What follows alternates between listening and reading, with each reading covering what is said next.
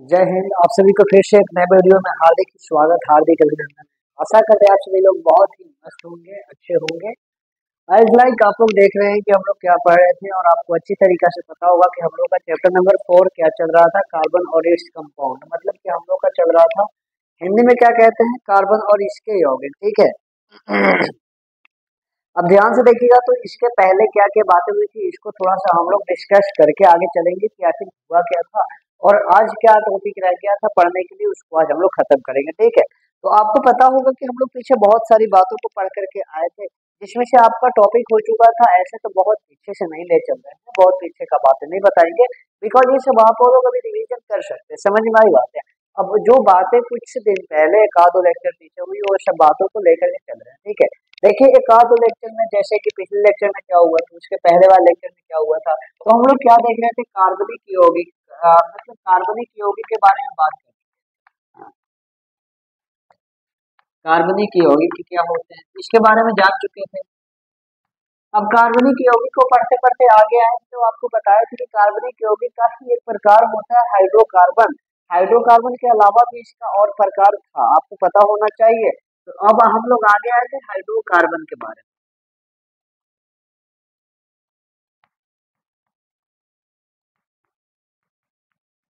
अब बात रहती है कि भाई कार्बनिक यौगिक क्या था और हाइड्रोकार्बन, हाइड्रोकार्बन क्या होता है, तो इसके बारे में आपको बताया गया था कि वैसे कंपाउंड इसमें क्या होते हैं कि कार्बन और हाइड्रोजन तो होंगे, लेकिन इसके अलावा हो सकता है कि और तत्व आ सकते हैं, जैसे कि कार्बन और हाइड्रोजन तो होगा, लेकिन इसके अलावा और भी कोई परमाणु हो सकते हैं, जैसे कि आपको बताया गया था C2H5OH, यह एक प्रकार का कार्बनिक यौगिक होता है। ठीक है। लेकिन आपको बताया गया था कि यदि कार्बन और हाइड्रोजन रहेगा तो उसे हम कार्बनिक यौगिक तो कहते हैं, लेकिन हाँ, यदि उसके अलावे हाइड्रोजन के अलावे और कार्बन के अलावे कोई अन्य परमाणु भी आ जाता है तो उसे हम लोग कहते हैं कार्बनिक यौगिक। लेकिन उसका ही एक प्रकार था हाइड्रोकार्बन। अब हाइड्रोकार्बन क्या होता है, वैसे यौगिक जिसमें कार्बन और हाइड्रोजन के अलावा कोई भी परमाणु एंट्री नहीं करता है, मतलब कि वैसे परमाणु, वैसे यौगिक जो केवल कार्बन और हाइड्रोजन से मिलकर बने होते हैं, वैसे यौगिक को हम लोग कहते हैं हाइड्रोकार्बन बोला जाता है। समझ में आई बात है क्या। जैसे कि एग्जाम्पल आपको बहुत सारा बताए थे, CH4, C2H6, अब ये सब तो बनाना अब से ही गए थे। ठीक है। अब हम लोग आगे चल गए थे, हाइड्रोकार्बन के बारे में बहुत अच्छी तरीके से बातों को पढ़ लिए थे। अब हाइड्रोकार्बन का ही एक प्रकार था, दो प्रकार इसके भी थे, दो भागों में इसको भी बांटा गया था। एक था संतृप्त हाइड्रोकार्बन और दूसरा था असंतृप्त हाइड्रोकार्बन। आप पढ़े होंगे पिछले वीडियो में, तो आपको वहां तक बहुत अच्छी तरीके से बताया गया था संतृप्त हाइड्रोकार्बन क्या होता है। और इस वीडियो में हम लोग पढ़ेंगे असंतृप्त के बारे में। तो थोड़ा सा हम लोग संतृप्त के बारे में जान लेते हैं कि संतृप्त आखिर था क्या। ठीक है। संतृप्त हाइड्रोकार्बन क्या था, तो संतृप्त हाइड्रोकार्बन वैसे हाइड्रोकार्बन होते हैं इसमें कार्बन परमाणुओं के बीच में सिंगल आबंध यानी कि एकल सहसंयोजक आबंध पाया जाता है, और उसे हम क्या कहते हैं, तो संतृप्त हाइड्रोकार्बन कहते हैं। और आपको बताया गया था कि संतृप्त हाइड्रोकार्बन को हम लोग एल्केन के भी नाम से जानते हैं। एल्केन में थोड़ा सा आप स्पेलिंग याद रखिएगा, ALKAN होता है। समझ में आई बात है। एल्केन होता है, और आपको बताया गया था उसमें संतृप्त हाइड्रोकार्बन को एल्केन के नाम से तो जाना जाता है, लेकिन हाँ, उसका अंत में हमेशा एन आता है। इस प्रकार से आपको बताया गया था कि इसका फॉर्मेशन करने के लिए एक सूत्र याद रख लीजिएगा। तो एल्केन का भी आपको निर्माण करना है, जैसे कि हम बोले थे यहाँ पे मीथेन, इथेन, प्रोपेन, ब्यूटेन, ऐसे ऐसे बहुत सारे नाम हो सकते हैं। तो उसी के आधार पे आपको बताया गया था कि इसका एक क्या होता है, फॉर्मूला होता है।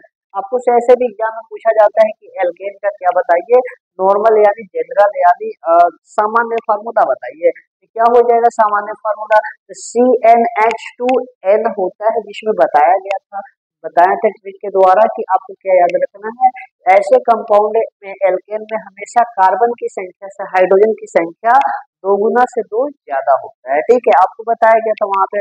और वहां तक आपको बताया था केमिस्ट्री का गिनती भी, जिस आधार पे कार्बन जितना रहेगा उतना के आधार पे आपको क्या कर देना है, नामकरण करना है। जैसे कार्बन की संख्या 4 आता है तो वहां पे हम लगाते हैं ब्यूट, कार्बन की संख्या 5 आता है तो लगाते हैं पेंट। समझ में आई बात है। वो सब बातें आज नहीं बताइए, और आप लोग जानते हैं। आज हम लोग स्टार्ट करने वाले हैं क्या, असंतुलित हाइड्रोकार्बन। तो असंतुलित हाइड्रोकार्बन क्या होता है और इसके भी क्या प्रकार होते हैं सब देखेंगे। सबसे पहली बात है क्या जानते हैं, यह भी एक प्रकार का हाइड्रोकार्बन होता है जिसे हम इंग्लिश में कहते हैं अनसैचुरेटेड हाइड्रोकार्बन। ठीक है, ये क्या होता है, वैसे हाइड्रोकार्बन जिसमें कार्बन परमाणुओं के बीच में द्विसंयोजक आबंध, या तो इसी को कहते हैं डबल कोवैलेंट बॉन्ड, या तो त्रिसंयोजक आबंध, और इसी को कहते हैं इंग्लिश में ट्रिपल कोवैलेंट बॉन्ड पाया जाता है, उसे हम लोग क्या कहते हैं, असंतृप्त हाइड्रोकार्बन। देखिए कुछ बातें नहीं बोला गया, जैसे संतृप्त का था ना वैसे ही इसका भी है। संतृप्त का क्या था, उसका भी कोई प्रकार नहीं होने की वजह से हम लोग एल्केन सीधा सीधी कह दिए थे, लेकिन इसमें क्या है, वैसे हाइड्रोकार्बन जिसमें कार्बन परमाणुओं के बीच में या तो हो सकता है डबल आबंध पाया जाएगा, या तो हो सकता है ट्रिपल आबंध पाया जा सकता है। ठीक है, तो उस आधार पर पाया जाएगा तो उसे हम क्या कह देंगे, असंतृप्त हाइड्रोकार्बन कह देंगे। और उस आधार पे क्या होता है कि इसके भी दो प्रकार होते हैं, भी बताएं कि जब दो बॉन्ड पाया जाएगा तो उसका अलग हो जाएगा, और तीन बॉन्ड पाया जाएगा तो उसका अलग प्रकार हो जाएगा। भाई इसके पहले संतृप्त था ना, तो संतृप्त केवल अकेला था, एक बॉन्ड पाया जाता था, इसी कारण से वह अकेला ही था, समझ में आई बात है, उसका कोई प्रकार नहीं था। लेकिन इसका दो प्रकार हो जाता है क्योंकि इसके बीच कार्बन के परमाणु के बीच या तो डबल बॉन्ड पाया जाता है या तो ट्रिपल बॉन्ड पाया जाता है। तो इस आधार पर ये कितना प्रकार का होता है, तो इस आधार पर ये दो प्रकार का।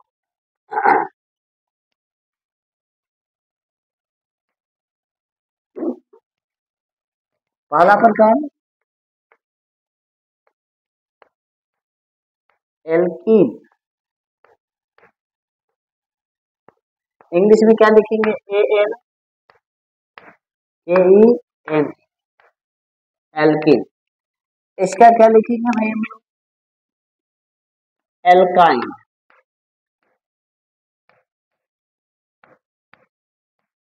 इंग्लिश में क्या लिखेंगे, ALKYN।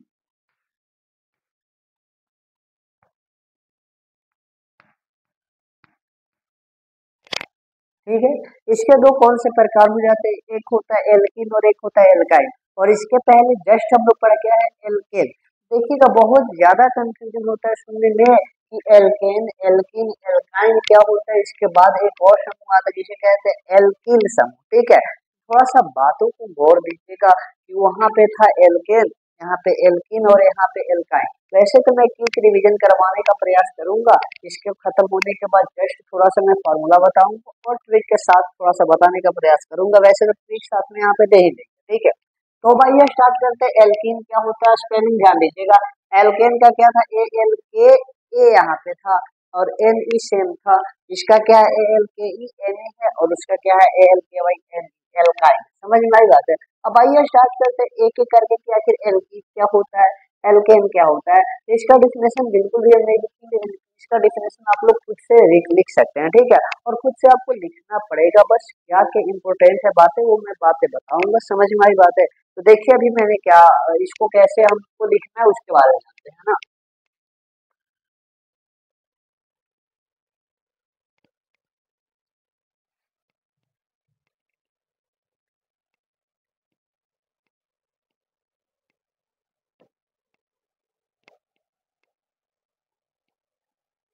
इससे अच्छा है साफ ही है।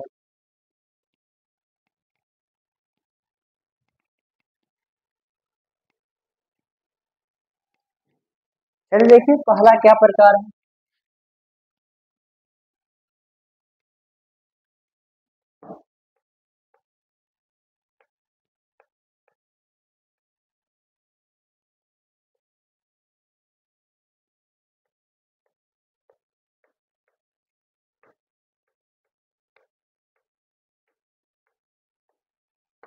देखिए इसमें पहला लैंग्वेज क्या लिखना है कि पहले बार में लिखना है, आपको बताया गया था जैसे एल्केन में लिखे थे वैसे इसमें लिख लेना है कि वैसे हाइड्रोकार्बन जिसके कार्बन परमाणुओं के बीच एकल सहसंयोजक आबंध, या तो इंग्लिश में ब्रैकेट में डालिएगा सिंगल कोवैलेंट बॉन्ड पाया जाता है, उसे कहते हैं एल्केन। सबसे पहली बात है।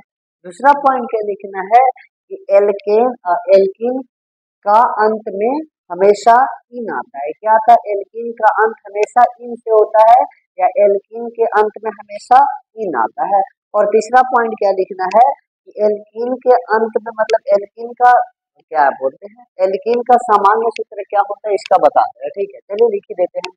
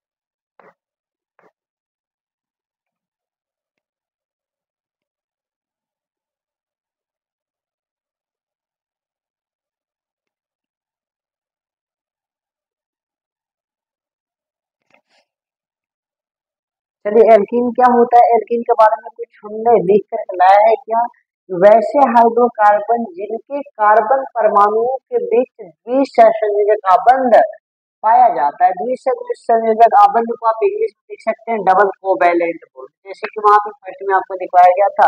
द्विसंयोजक आबंध का मतलब होता है डबल कोवैलेंट बॉन्ड, ठीक है। तो वैसे हाइड्रोकार्बन जिनके कार्बन परमाणुओं के बीच में द्विसंयोजक आबंध पाया जाता है उसे क्या कहते हैं, एल्कीन कहते हैं। इसके अंत में इन आता है, ये बातें तो आपको पता है, पढ़िए ना। एल्कीन, इन लास्ट में इन आ रहा है क्या, एल्कीन, जैसे एल्कीन के लास्ट में एन आता था उसी प्रकार से एल्कीन के लास्ट में इन आता है, ठीक है। इसका सामान्य सूत्र क्या होता है, याद रखिएगा, CnH2n होता है। बस मेन बात है यही, सिर्फ यही बात है आपको याद रखना है कि एल्कीन में क्या होता है, इसका मेन बात है आपको याद रखना है, सबसे मस्ट इम्पोर्टेंट यही बात होता है। इसका सामान्य सूत्र क्या होता है, तो CnH2n होता है, समझ में आई बात है। इसके पहले एल्कीन का क्या था, CnH2n ही था, बट इसके साथ में 2 जोड़ा हुआ था, यानी CnH2n प्लस 2 था। यहाँ पे प्लस में 2 ऐड नहीं करना। अब यही प्रकार है कि आपको पता होगा कि वहां पे जैसे फॉर्मूला का निर्माण किए थे ना, उसी प्रकार से यहाँ पे फॉर्मूला का निर्माण करेंगे। उसमें आपको बताए थे यदि कार्बन की संख्या 1 होता है तो कैसे निकालते हैं, आपको बताया गया था। इसमें भी एक आध दो बता देते हैं। यदि कार्बन की संख्या, अब यहाँ पे बताया ना कि CnH2n होता है, जहाँ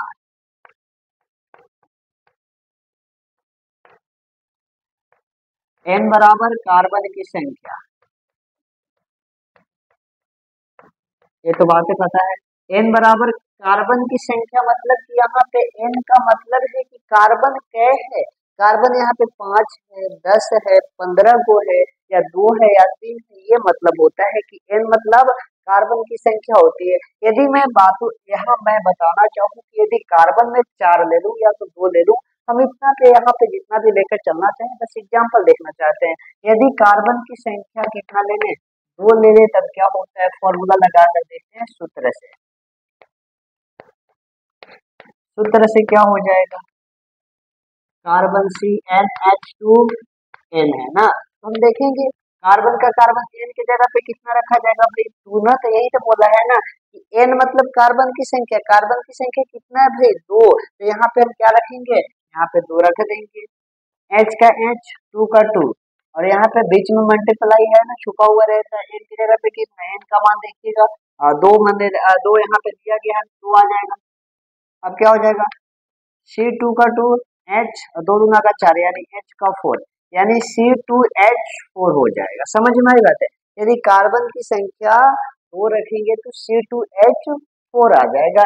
इसका नेमिंग क्या हो जाएगा, तो आपको बताया था, जब 1 पे आता है तो मिथ पढ़ते हैं, 2 पे आता है तो इथ पढ़ते हैं, 3 पे आता है तो प्रोप पढ़ते हैं। तो इसका नेमिंग क्या हो जाएगा, 2 आ रहा है कार्बन की संख्या, तो 2 पे क्या आता है, इथ, प्लस में क्या आ जाएगा, लास्ट में जोड़ना है इन, देखिए कहीं होगा इन, तो क्या हो जाएगा, इथिन, जोड़ेंगे इथिन, क्या हो जाएगा, इथिन हो जाएगा। समझ में आई बात है। इसी प्रकार से नेमिंग कर देना है, ध्यान से देखिएगा। अब यहाँ पे कार्बन की संख्या में यदि 1 रखूं, तब यदि कार्बन की संख्या 1 रखूं तब क्या हो जाएगा, तो कार्बन की संख्या 1 रखेंगे तो CnH2n हो जाएगा। कार्बन की संख्या n रखें तो 1 का 1, हाइड्रोजन 2 गुने 1 का 1, यानी 1 तो लिखा नहीं जाता, C और 2 से 1 में गुना करेंगे 2, यानी CH2, CH2 एक प्रकार का स्ट्रक्चर नहीं बना पाता, इसी कारण इस कंपाउंड को हम लोग नहीं लेते हैं। अर्थात आप कहिएगा कि ऐसा क्यों, इसका जब संरचना भी तुरंत बनाएंगे तो संरचना इसका नहीं बन पाता, इसी कारण से यह जो कंपाउंड होता है, कंपाउंड सर्वाइव नहीं कर पाता। समझ में आई बात है क्या। अब आपका कहना होगा केवल एक एग्जाम्पल, और भी तो एग्जाम्पल हो सकता है ना, और एग्जाम्पल लेते हैं। जैसे कि मैं कार्बन की संख्या 4 ले लूँ, कार्बन की संख्या 4 रहेगा तब क्या हो जाएगा, सूत्र से C2H, C2 पहले ही, CnH2n, ये फॉर्मूला आपको पता है। कार्बन यानी n की संख्या कितना लेना है, 4, H2 का 2, n की संख्या कितना 4, C4H, 4 गुना का 8, यानी कि ध्यान से देखिएगा, इसमें आपको हमेशा दिख रहा होगा कार्बन की संख्या से हाइड्रोजन की संख्या दुगना है, कार्बन 4, हाइड्रोजन 8, यानी कि इसमें कार्बन की संख्या से हाइड्रोजन की संख्या दुगुना होती है, जबकि एल्केन में था क्या कि कार्बन की संख्या से हाइड्रोजन की संख्या दुगुना से दो ज्यादा होता था, जबकि यहाँ पे दुगुना होता है। समझ में आई बात है। इसी प्रकार से यहाँ पे देखिएगा कार्बन की संख्या 2 तो यहाँ पे हाइड्रोजन की संख्या 4 है, यानी दुगुना है। ठीक है, अब यहाँ से देखिएगा इसका नेमिंग क्या हो जाएगा भाई, तो नेमिंग क्या होता है, जब 4 आता है तो 4 पे आपको बताया गया था, 4 में आता है प्रोप के बाद ब्यूट, आपको याद है कि 10 तक आपको बताया गया था, पहला में बीट, दूसरा में ईथ, तीसरा में प्रोप, चौथा में ब्यूट, 5 में पेंट, यदि 6 कार्बन रहता है तो हेक्स, 7 कार्बन रहता है तो हेप्ट, और 8 रहता है तो ओक्ट, और 9 रहता है तो नोन, और 10 रहता है तो डेट। समझ में आई बात है। तो इसी प्रकार से यहाँ पे क्या करना है, 4 है तो ब्यूट, ब्यूट प्लस में क्या लगा देना है भाई, ब्यूट प्लस में क्या ENE, यानी इन लगाना है तो इन लगा देंगे, तो क्या हो जाएगा ब्यूटेन,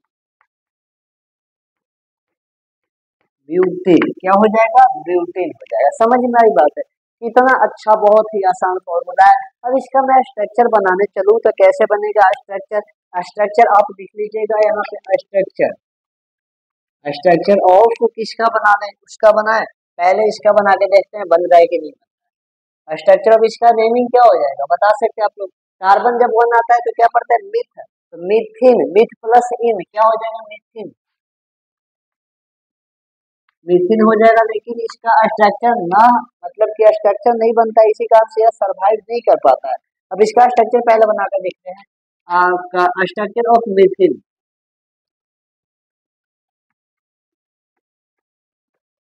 मिथिन देखते हैं, कार्बन 1 है और यहाँ पे हाइड्रोजन 2 है, ऐसे बनेगा क्या, बनेगा भाई, बताइए ये कभी भी स्ट्रक्चर सही है क्या, नहीं ना। अब बताइए कार्बन की संयोजकता 4 होती है, 1 2 3 4, तो इसका 2 तो संयोजकता बच जा रहा है, पहली बात है। दूसरी बात है कि कार्बन यहाँ पे हमेशा 2 बॉन्ड बनाने के लिए बोला जा रहा है, कार्बन परमाणु के बीच में कौन सा बॉन्ड होना चाहिए भाई, तो द्विसंयोजक आबंध होना चाहिए, जबकि यहाँ पे आपको कोई भी डबल संयोजक आबंध दिखाई नहीं दे रहा होगा, इसी कारण से इसका स्ट्रक्चर नहीं बन पाता है और यह हो जाता है। समझ में आई बात है क्या। अब ये सबको फर्स्ट वाला को छोड़ा करके सिर्फ 1 वाला नहीं बनता, इसके बाद सब बनेगा, इसका बनाकर देख लीजिए भाई, का स्ट्रक्चर ऑफ क्या हो जाएगा, स्ट्रक्चर ऑफ मैं बोलूँ इसका तो क्या हो जाएगा इथिन, ETHENE, इथिन, इथिन का स्ट्रक्चर बनाया तो कैसा हो जाएगा, इसका क्या फॉर्मूला है C2H4, यानी कि कार्बन कितना 2 है, 1 कार्बन 2 कार्बन। अब आपको बताया गया कार्बन कार्बन परमाणु के बीच में क्या होना चाहिए, द्विसंयोजक आबंध होना चाहिए, यानी 2 बॉन्ड बनाना, 1 बॉन्ड 2 बॉन्ड, यानी कि देखिए कार्बन के पास 4 संयोजकता होती है, यानी 4 बॉन्ड बनाता है, तो 2 बॉन्ड तो पहले बना चुका है, यहाँ पे देखिए 1 बॉन्ड बन चुका है, 1 बॉन्ड यहाँ पे, 2 कार्बन यहाँ पे है तो 1 कार्बन इधर से 2 बना लिया और 1 कार्बन इधर से 2 बना लिया, तो इसके पास बचा और कितना 2 और बचा हुआ है, यानी कि एक यहाँ पे कहीं पे आप जोड़ सकते हैं, नो प्रॉब्लम, यहाँ पे जोड़ दीजिए, यहाँ पे जोड़ दीजिए, ऐसे यहाँ पे जोड़ दीजिए, ऐसे भी जोड़ दीजिए, आप ऊपर नीचे ऐसे करके भी जोड़ सकते थे, नो प्रॉब्लम। ठीक है, यहाँ पे हाइड्रोजन कितना है, हाइड्रोजन देखिए 4 है, 4 जोड़ दीजिए, 1 हाइड्रोजन 2 हाइड्रोजन 3 हाइड्रोजन और 4 हाइड्रोजन, कोई दिक्कत नहीं होना चाहिए, तो बहुत ही आसान होता है। ठीक है, ऐसे आप बना सकते हैं, ऊपर नीचे ये बना सकते हैं। इसी प्रकार से ब्यूटीन का बना सकते हैं, स्ट्रक्चर ऑफ क्या हो जाएगा, इसका बनाना चाहे तब कार्बन कितना 4, 1 2 3 4।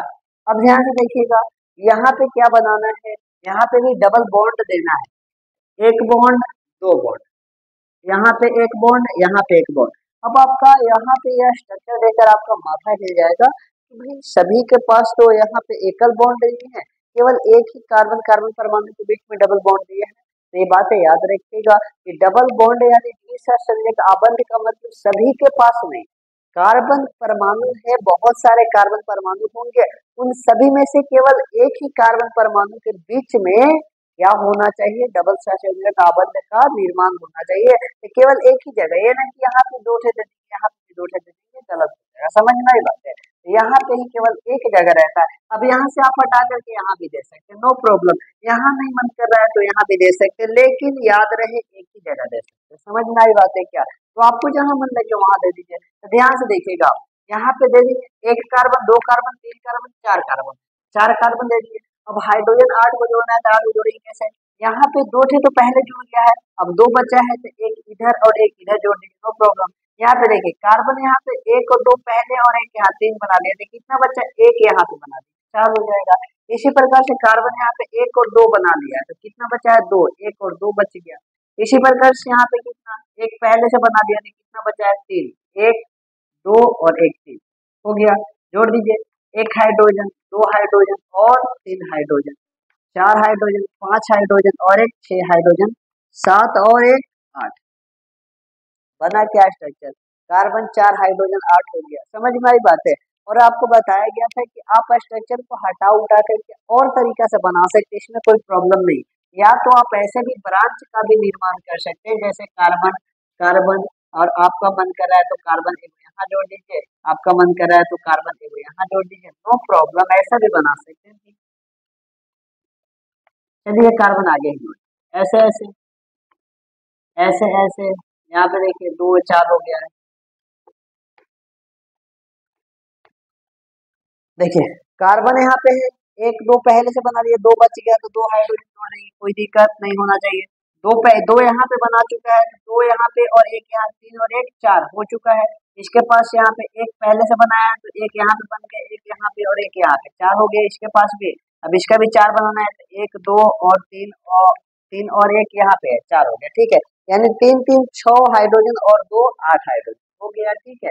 तो इसे क्या कहते हैं? शाखा का निर्माण होता है। तो शाखा का आप निर्माण कर सकते हैं स्ट्रक्चर बनाते समय, इसमें कोई प्रॉब्लम की बात नहीं होगी। आप ऊपर नीचे जोड़ सकते हैं। अब आपका मन होगा कि ऐसे ही केवल बना सकते हैं, तो बिल्कुल और भी बना सकते हैं। इस कार्बन को यहाँ से हटा करके आप यहाँ भी एक ऐसे कार्बन जोड़ सकते हैं, और यहाँ से तीन हाइड्रोजन को हटा करके आप यहाँ भी जोड़ सकते हैं, नो प्रॉब्लम। यहाँ भी ऐसे हो सकता है, ऐसा हो सकता है। समझ में आई बात है क्या? तो ये होता है आपका एल्कीन। इसको अच्छी तरीके से बनाइएगा। आप यहाँ पे एग्जाम्पल दो या तीन का हमने दिया है, लेकिन आप 10 तक प्रयास कीजिएगा, ठीक है। और नोट कॉपी हो सके तो उसमें से कॉपी कलम निकाल करके उसमें क्या कीजिएगा, 10 का आप सूत्र बनाइएगा, प्लस में स्ट्रक्चर बनाइएगा। समझ में आई बात है? और सभी का नामकरण कीजिएगा, क्योंकि अब तो नामकरण आपके लिए बहुत आसान हो गया होगा। समझ में आई बात है? तो अब आगे चलते हैं, एल्कीन के बाद एल्काइन क्या होता है। तो एल्काइन का पहले क्या करेंगे, हम लोग स्ट्रक्चर भी देखेंगे, और उसका क्या कहते हैं, उसका हम लोग मतलब जो भी होता है हम लोग लेक्चर पार्ट भी देखेंगे। तो पहले आप यहाँ तक इरेज उतार लीजिए, इसके बाद इरेज करते हैं, ठीक है।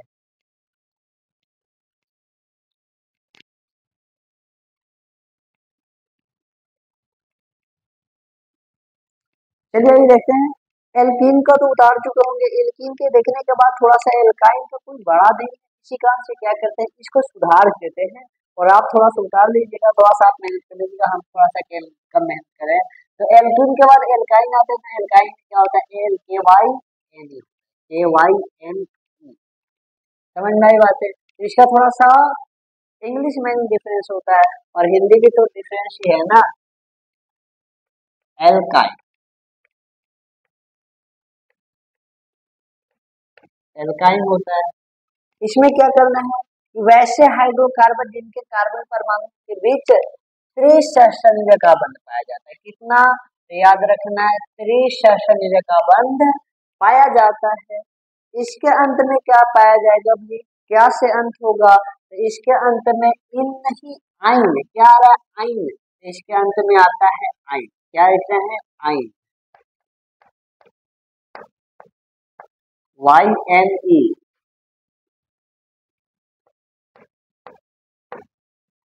आइन आता है, ठीक है। और इसका सामान्य सूत्र क्या होता है? सामान्य सूत्र आपको याद रखना है। सामान्य सूत्र CnH2n-2 होता है,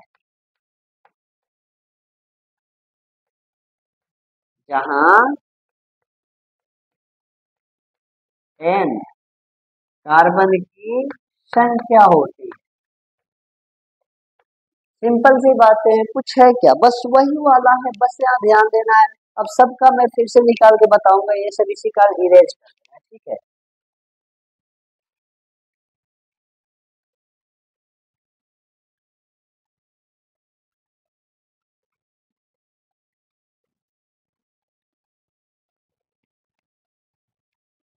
अब ध्यान से देखिएगा, इस बातों को पढ़िएगा। एल्कीन के बाद एल्काइन का क्या सबसे आसान है कि वैसा हाइड्रोकार्बन जिसके कार्बन परमाणु के बीच क्या पाया जाता है, त्रिसंयोजक बंध यानी कि ट्रिपल कोवैलेंट बॉन्ड पाया जाएगा, उसे हम लोग कहते हैं त्रिसंयोजक, उसे हम लोग कहेंगे एल्काइन। समझ में आई बात है। इसके अंत में हमेशा क्या आता है, तो आइन आता है। याद रखिएगा, आइन यानी YNE से ही अंत होगा, जब भी अंत होगा तो आइन आएगा। इसका सामान्य सूत्र याद रखिए, CnH2n-2 होता है। फिर देखो एल्केन का क्या था, CnH2n+2 था। एल्केन के बाद एल्कीन आया था, एल्कीन का अभी तुरंत हमने पढ़ा, एल्कीन का क्या था, CnH2n, केवल +2 को हटा देना, इसमें +2 माइनस कर दीजिए, +2 जो मतलब कि इसमें +2 नहीं कह सकते, ठीक है। 2 यहाँ पे माइनस करना, जैसे कि एल्कीन का आपको पता है CnH2n होता है ना, तो उसमें से 2 आप माइनस कर देना, तो इसका क्या हो जाएगा, एल्काइन का CnH2n माइनस केवल 2 कर देना है, ठीक है। इसका सामान्य सूत्र CnH2n-2 होता है, जहाँ n बराबर कार्बन की संख्या होती है। समझ में आई बात है क्या। अब ध्यान से देखिएगा, अब इसका हम लोग निकालने जा रहे हैं कि आखिर होगा ना कि कार्बन कितना रखेंगे तो कितना क्या होगा। तो इसका भी बताए कि कार्बन की संख्या यदि 1 रखिएगा तो इसका भी स्ट्रक्चर नहीं बन पाता, इसी कारण सर्वाइव नहीं कर पाता है। तो ध्यान से देखिएगा, यदि मैं कार्बन की संख्या 1 रखूंगा तब, यदि कार्बन बराबर 1 होगा तब, तो सूत्र से क्या हो जाएगा, सूत्र से CnH2n-2, C का CN का मान कितना 1 रखना है, H का H, 2 का 2, N का मान कितना 1 रखना है, गुना 1 माइनस में 2 कर, CH और 2 का 2 -2, यानी 2 एकम 2 गुना करेगा तो 2 आ जाएगा, -2 का -2, C का CH और 2 में से 2 घटाएंगे तो 0 आ जाएगा, यानी 2 बचेगा, तो CH। अब इसका मैं स्ट्रक्चर बनाने चलूँ तो भाई ऐसा आएगा और ऐसा आएगा, अब ऐसा ही आएगा ना। अब बताइए, इसके बीच 3 गो बॉन्ड बच चुका है। अब बताइए, यहाँ पे बोला गया है साफ साफ कि कार्बन कार्बन परमाणुओं के बीच में त्रिसंयोजक का बंध आना ही चाहिए। तो यहाँ पे कहीं त्रिसंयोजक का बंध दिख रहा है क्या, नहीं ना, तो यह स्ट्रक्चर नहीं बना पाता, इसी कारण से यह बिल्कुल भी गलत हो जाता है। तो कार्बन की संख्या 1 नहीं ली जाती। समझ में आई बात है। आप कार्बन की संख्या 2 ले लीजिए, चलेगा, 2 के बाद आप 10 तक ले सकते हैं, नो प्रॉब्लम। तो 2 लेंगे तो यहाँ पे क्या कर देंगे, 2 कर देंगे। अब यहाँ पे क्या हो जाएगा, 2 हो जाएगा, और यहाँ पे भी तो 2 तो है, कोई दिक्कत नहीं, 2 का 2 आ जाएगा यहाँ पे, और 2 दूना का 4 यहाँ पे आ जाएगा।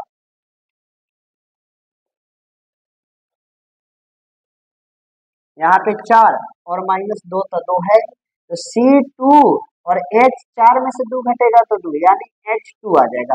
अब इसका स्ट्रक्चर अभी तुरंत बनाएंगे, स्ट्रक्चर भी आपको समझ में आ जाएगा। इसके पहले अब एक ही एग्जांपल दिए हैं, तो और एग्जांपल आपके मन में होगा, ऐसा तो आप निकाल सकते हैं नॉर्मल सा, कोई दिक्कत नहीं। इसका नेमिंग कैसा हो जाएगा, तो कार्बन जब 2 आता है तो कार्बन की संख्या 2 आता है, 2 पर क्या होता है याद रखिए, पहला पर मिथ, दूसरा पर इथ, तो इसका क्या हो जाएगा, ईथर प्लस क्या लगाना है लास्ट में, आइन लगाना है, आइन, तो क्या हो जाएगा, इथाइन, इथाइन क्या हो जाएगा, इथाइन। बस आपको जोड़ने आना चाहिए, जोड़ने के लिए बहुत बड़ा षड्यंत्र नहीं रचना है, महाभारत नहीं चालू करना है। इथ प्लस आइन ethyne, meth plus yne methyne, pro plus yne propyne, but plus yne butyne. समझ में आई बात है। इसी प्रकार से और भी मान कर सकते हैं, यदि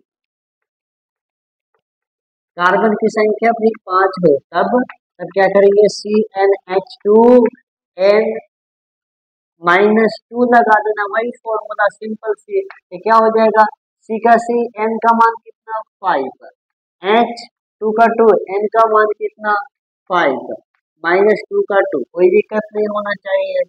कार्बन 5 का 5 हाइड्रोजन, यानी 5 गुना का 10, और -2 का 2 है, C5, और 10 में से 2 घटाएंगे तो 8 आ जाएगा, यानी H का मान 8। यानी ध्यान से देखिएगा, तो उसमें और इसमें गौर क्या करने वाला है कि जब एल्केन पढ़ रहे थे तो एल्केन में बताया गया था कि कार्बन की संख्या हाइड्रोजन की संख्या कार्बन की संख्या से हाइड्रोजन की संख्या दुगुना से दो ज्यादा होता है। जबकि इसके पहले हमने एल्कीन पढ़ा, तो एल्कीन में देखा कि कार्बन की संख्या से हाइड्रोजन की संख्या दुगुना होती है, और इसमें क्या होता है कि कार्बन की संख्या से हाइड्रोजन की संख्या दुगुना से दो कम होगा। अब देखो ना, दो माइनस किया गया यानी दो कम होगा, सिंपल सी बात है यही ना। तब ध्यान से देखिए इसका नेमिंग क्या हो जाएगा, नामकरण करेंगे तो 5 यानी 5 पर क्या आता है, तो 5 पे आता है पेंट, प्लस में क्या जोड़ना है, आइन जोड़ना है, आइन, तो क्या हो जाएगा पेंटाइन।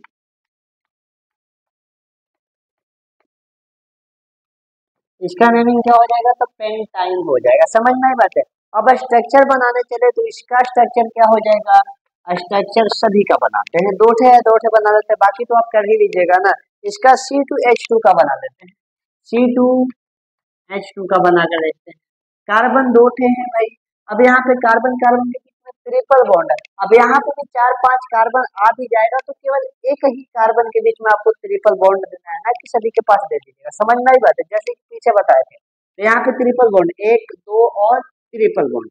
अब बताइए कार्बन की संयोजकता 4 होती है भाई, 1 2 3, तो 3 गो तो यहाँ पे जुड़ गया, लेकिन कै गो नहीं जुड़ा, एक ही नहीं जुटा है। इसी प्रकार से 3 गो इसका भी जुड़ चुका है, तो एक नहीं जुटा है तो एक इधर निकला। तो हाइड्रोजन कै गो, 2 गो, तो एक हाइड्रोजन इधर जोड़ दिया और एक हाइड्रोजन इधर, काम बन चुका है, कोई दिक्कत नहीं। समझ में हमारी बात है क्या। इसी प्रकार से आप हाइड्रोजन को ऊपर भी जोड़ सकते थे, इसको नीचे या ऊपर जहां मन तहां जोड़े, नो प्रॉब्लम। इसी प्रकार से आगे यदि मैं जोड़ू तो C5H8, इसको कैसे बना देंगे, कार्बन 5 को, 1 2 3 4 5, किसी भी कार्बन के बीच में ट्रिपल बॉन्ड दे दीजिए, 1 2 3, बाकी सबके बीच में सिंगल सिंगल। अब यहाँ पे देखिएगा एक यहाँ पे बनाया तो कितना बचा है, 1 2 और 3 बचा हुआ है, 1 2 3 और 1 4, तो यह बनाकर बैठ चुका है, कोई दिक्कत नहीं। 1 2 3 और 1 4, ये भी 4 बनाकर बैठ चुका है, कोई दिक्कत नहीं। 1 और 2 ये बना दिया है, 2 और बचा है 2 अभी और। यहाँ पे देखिए 1 बनाया है, 1 2 3 बचा हुआ है, तो जोड़ दीजिए 1 2 3 4 5 6 7 और 1 8, 8 हाइड्रोजन आ गया क्या, सिंपल सा बन चुका है, कोई दिक्कत नहीं। यह होता है स्ट्रक्चर। आप चाहे तो कार्बन को यहाँ से हटाकर आप यहाँ भी जोड़ दीजिए, यहाँ भी जोड़ दीजिए, नो प्रॉब्लम। अब यहाँ पे कैसे जोड़ सकते हैं, देखिए तो 4 बॉन्ड पहले ही बना गया, तो आप यहाँ पे जोड़ सकते हैं। जैसे देखिए कार्बन कार्बन कार्बन, यहाँ पे डबल बॉन्ड ट्रिपल बॉन्ड है, यहाँ पे है, तो यहाँ पे 3 बॉन्ड बनाया तो एक बॉन्ड आप यहाँ भी निर्माण कर सकते हैं।